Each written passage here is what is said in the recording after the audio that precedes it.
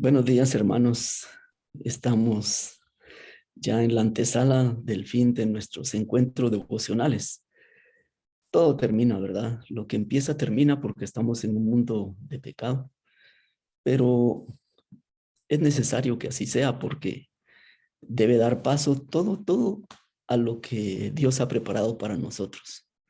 Así es de que hoy vamos a ver que algo que tal vez no pensamos que podría terminar, también va a terminar.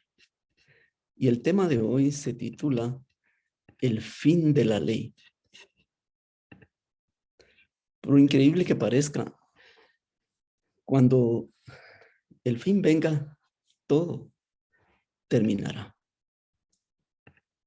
Bien, siguiendo el principio de dos puntos de referencia en nuestra cosmovisión adventista, veamos el fin de la ley en sus dos contextos. El que todos conocemos y sabemos de que fin en la Biblia es una palabra griega que se utiliza para decir un texto específico y es la palabra telos.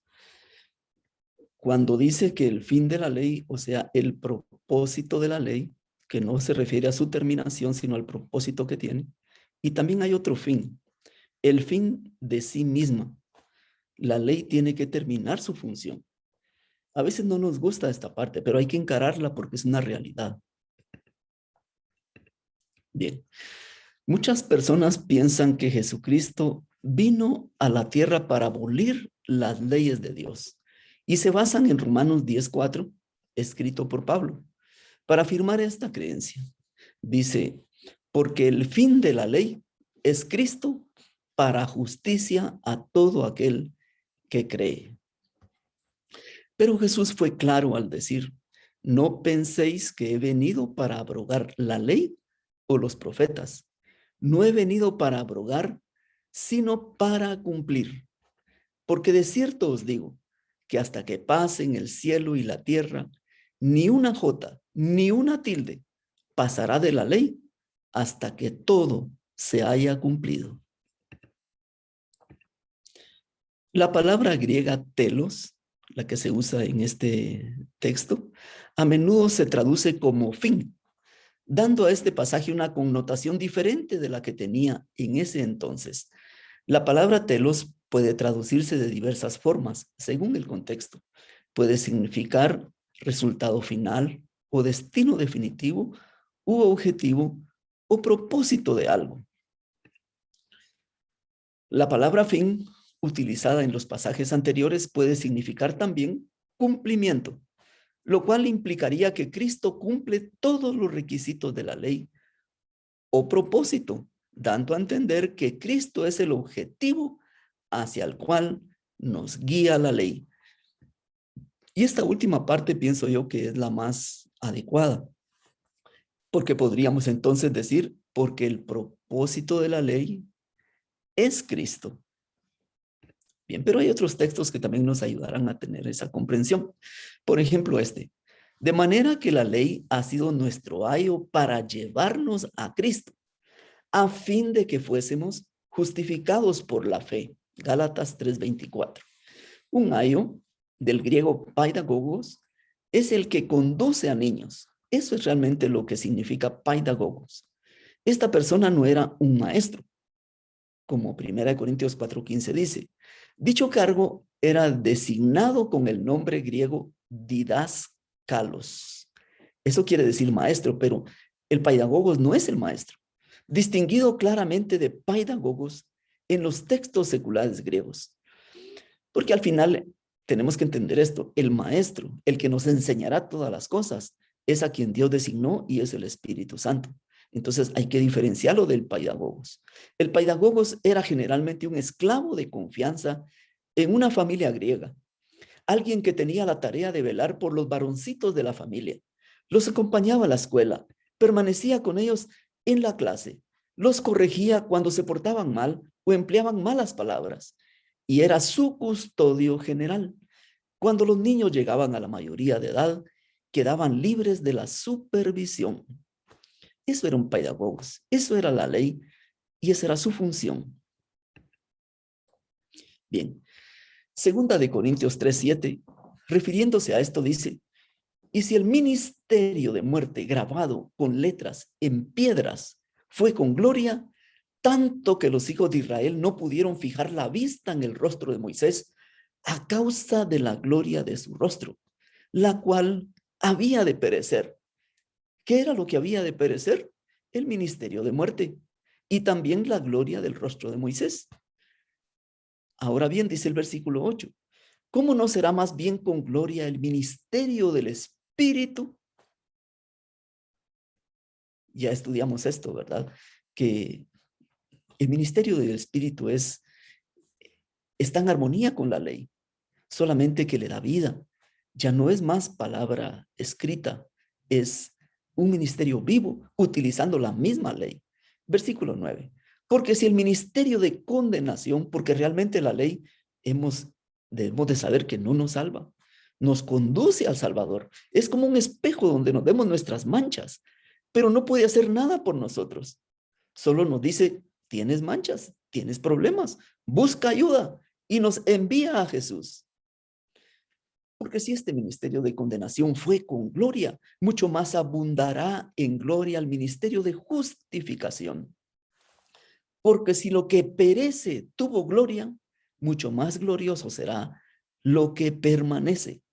Entonces, la ley de Dios escrita en tablas de piedra tiene que perecer, pero más glorioso será lo que permanece. Pero analicemos este texto para que no queden dudas que la ley tiene que perecer.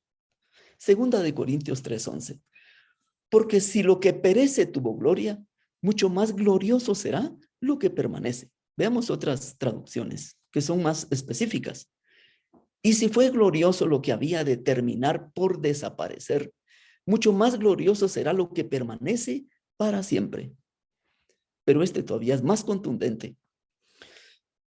Y si fue gloriosa la ley que iba a desaparecer, mucho más gloriosa es la buena noticia que anuncia la salvación eterna. Tal vez como adventistas siempre evadimos estos textos porque sabemos que la ley es eterna. Entendemos que no puede desaparecer nunca, pero lo que nunca desaparecerá será el principio de la ley, no la forma en que se tuvo que adaptar. Al igual que Jesús, nunca tenemos que verlo siempre como que es un cordero que está clavado en la cruz. Él ya bajó de ahí. Tampoco tenemos que pensar que siempre será un ministro de pecado, que estará en el santuario limpiando faltas. No, debe dar paso a la otra etapa de su ministerio cuando Él venga como Rey de Reyes y Señor de Señores. Es que todo en la Biblia tiene una función y termina. Por eso dice, entonces, ¿para qué sirve la ley?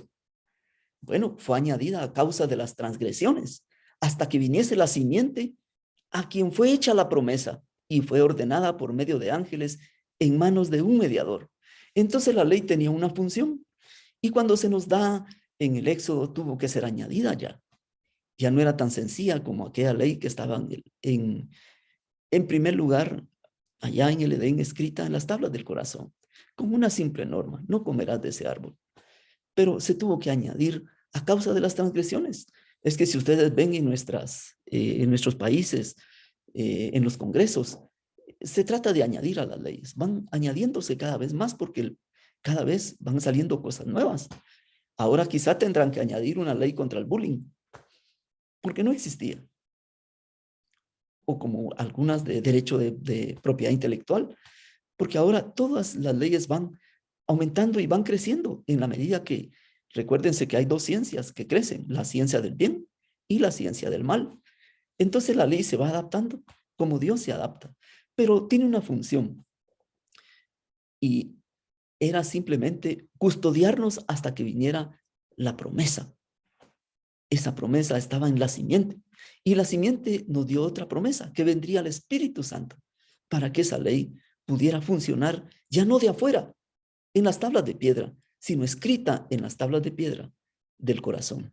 Bien, entonces vemos que al decir nuevo pacto, ha dado por viejo al primero, y lo que se da por viejo se envejece, está próximo a desaparecer. Es que el viejo pacto fue hecho allá en el Sinaí, en las tablas de piedra. Pero en el nuevo, ya no más escrito en tablas de piedra, escrito en el corazón. Entonces ese pacto viejo tiene que desaparecer y dar paso al nuevo. Por eso vemos aquí a Jesús escribiendo en el suelo los pecados de los hombres que acusaban a esta mujer. El primero fue en tablas de piedra. Ahora Jesús nos dice de una manera como, bueno, él hacía parábolas en vivo, ¿verdad? Que nuestros pecados realmente están escritos en la arena, porque en la arena se borran. Y por eso él está ahora borrando nuestras faltas en el santuario, porque ahí no están escritas en piedra. Ahí Jesús tiene el acceso para borrarlas, porque están escritas con su dedo y con sangre. Y la sangre es el único detergente que puede borrar esas faltas.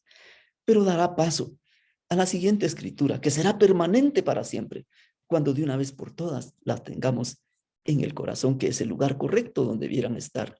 Por eso dice aquí, solo en la medida que la ley de Dios sea repuesta en el lugar que le corresponde, habrá un avivamiento de la piedad y fe primitiva entre los que profesan su pueblo. Así dijo Jehová, paraos en los caminos y mirad y preguntad por las sendas antiguas, cuál sea el buen camino, y andad por él, y hallaréis descanso para vuestras almas. Entonces, esta ley debe estar latiendo en el corazón. Bien, viene el fin viene, se ha despertado contra ti, he aquí que viene. Sí, hermanos, en esos tiempos, cuando se escribe esto, el fin venía. Ya Babilonia estaba a las puertas, iba a destruir todo, pero especialmente iba a destruir el templo. Se llevaría todo de allí y le pasaría arado, no quedaría nada. Pues algo así es en el fin. Ese fin había sido anunciado. Jesús dijo, de este templo, refiriéndose al que reconstruyó Herodes, no quedará piedra sobre piedra. Era una profecía también, porque el templo también, aún el celestial, tiene que ser eliminado. Mas el fin de todas las cosas se acerca. Ahora estamos hablando de otro fin. El fin escatológico. El fin de todo, todas las cosas que conocimos aquí. Todas las que ahora nos llevan, hasta nos llenan de gozo. Porque tienen que dar paso a cosas que Dios ha preparado y que ni siquiera mente humana ha logrado entender. Porque no ha pasado en el corazón de hombre. Esas cosas vendrán. Entonces dice, sed pues sobrios y velad en oración. Este consejo hay que tomarlo muy en serio, hermanos, porque es ahora cuando podemos echar mano de la oración, porque aún la oración terminará. Veamos las cosas que desaparecerán. Desaparecerá la fe, desaparecerá la esperanza, porque ¿para qué quiere fe y esperanza? Cuando ve a Jesús, no se necesita. También desaparecerá los dones espirituales. Desaparecerán también el mundo antiguo y todas las cosas que tenía. Desaparecerá el pecado, la noche, la enfermedad, el dolor, la muerte. También desaparecerá la oración.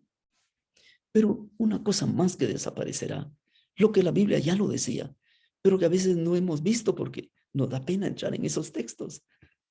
Desaparecerá la ley en tablas de piedra. Ahora, ¿por qué desaparecerá? ¿Es que será que bíblicamente puedo fundamentarlo?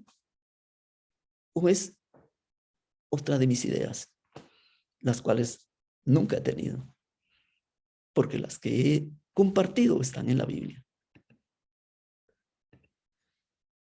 También desaparecerá el templo. Y si desaparece el templo, desaparecen todos los muebles. Y desaparece el arca. Y desaparecen las tablas también. Porque dice la Biblia, Apocalipsis 21:22, y no vi en ella templo, porque el Señor Dios Todopoderoso es el templo de ella y el Cordero. Entonces no necesitaremos de un espejo que nos muestre la gloria de Dios, porque lo tendremos a Él. Y esto es lo maravilloso, que no necesito que alguien me enseñe, porque todos conocerán a Dios, dice en el Nuevo Pacto, desde el mayor hasta el menor. Y nadie dirá, conoce a Jehová. Aún dice, nuestros hijos serán enseñados por Jehová. Y el verdadero maestro, no el pedagogos, va a ser Dios mismo, porque ya no necesitaremos de un pedagogos que nos lleve de la manita a Cristo, porque Cristo será real. Pero desaparecerá el sol y la luna. La ciudad no tiene necesidad de sol ni de luna que brillen en ella, porque la gloria de Dios la ilumina y el Cordero es su lumbrera. Puse esto aquí porque quiero decirles que el sol y la luna estarán allí. No dice aquí que desaparecerán, solo dice que no habrá necesidad, porque la gloria de Dios quizá alumbrará unas 7 veces más que el sol. El sol se verá opaco en ese día sin fin, cuando no habrá noche. Y no necesitaremos guiarnos por el sol y la luna, porque el creador de todo eso estará con nosotros para siempre.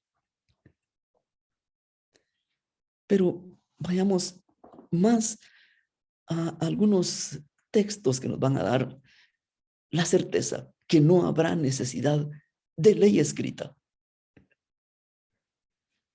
Jeremías 3:14 dice, convertíos, hijos rebeldes, dice Jehová, porque yo soy vuestro esposo, y os tomaré uno de cada ciudad y 2 de cada familia, y os introduciré en Sión. Es que, hermanos, es Dios el que nos va a introducir. No es que yo voy a tratar de llegar. Yo no puedo. Dios sí.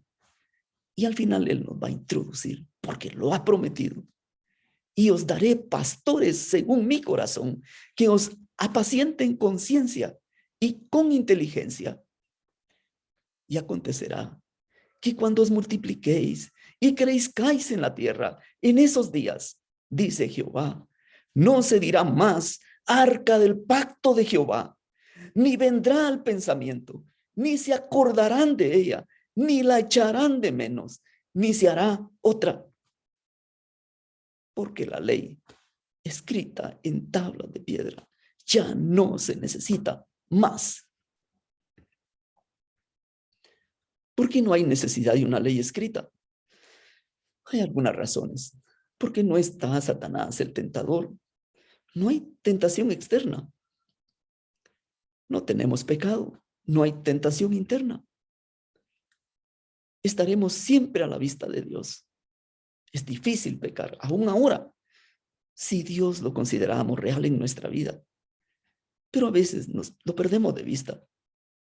Pero si siempre tuviéramos la presencia de Dios real, como se mantuvo Moisés, como viendo al invisible, hermanos, difícilmente se puede pecar. La ley está como al principio, escrita en nuestros genes, escrita en nuestro corazón. No necesitamos de un acuérdate, porque nuestra mente es perfecta. Renovaremos nuestros votos cada mes y cada sábado. Y nuestro mayor gozo será hacer la voluntad de Dios. Y algo más. Si pudimos vencer con todo en contra, el diablo, sus ángeles, nuestra naturaleza carnal defectuosa en un mundo de pecado, conviviendo con el yo, las tentaciones externas e internas, nuestras propensiones al pecado, nuestro cuerpo defectuoso, con sed, con hambre, con cansancio, con frío, con calor, rodeados por el mundo y sus ofertas de ensueño, con la culpa, en una batalla campal contra potestades superiores, contra la familia, contra nuestros perseguidores, algunas veces vencidos, otras vagando por el desierto del mundo, incomprendidos, como peregrinos y extranjeros, sin una patria, desechados por los hombres. Aún así, fuimos más que vencedores por medio de aquel que nos amó. Entonces, ¿qué probabilidades hay que caiga cuando todo esté alineado a mi favor y todas las cosas sean hechas nuevas? 0. Mañana, en nuestro último tema, veremos cómo todo se alineará a nuestro favor, porque todo será hecho nuevo. Descubrámoslo en el tema el santuario y la tierra nueva. No puede faltar. Que Dios les bendiga, hermanos. Que Dios pueda estar con ustedes hoy y que esas tablas de piedra que dejarán de existir sean ahora mismo escritas en las tablas de su corazón. Es mi deseo. Que Dios los bendiga.